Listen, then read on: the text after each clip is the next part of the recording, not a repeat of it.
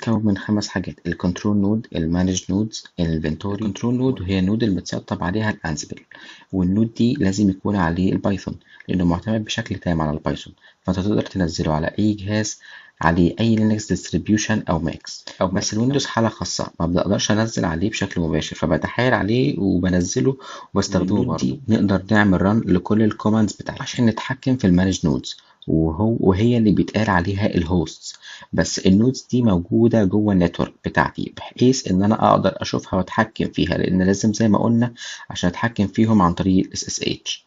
عندنا كمان الانفنتوري وده بيتقال عليه الهوست فايل، كل هدفه انك تعرف تعرف فيه الهوست او المانج نودز وتقسمهم لجروبس وتنظمهم. عندنا كمان الموديولز. الموديولز هو انك تعتبر ده اليونتس اوف كود عشان يتعامل بيها الانسبل لغرض معين. عندنا كذا نوع من الموديولز، ممكن عندك سيستم موديولز، عندك ابلكيشن وركينج موديولز، كوماند موديولز. والموديولز دي تقدر تشتغل على اي هوست شغال باي ماك او اس.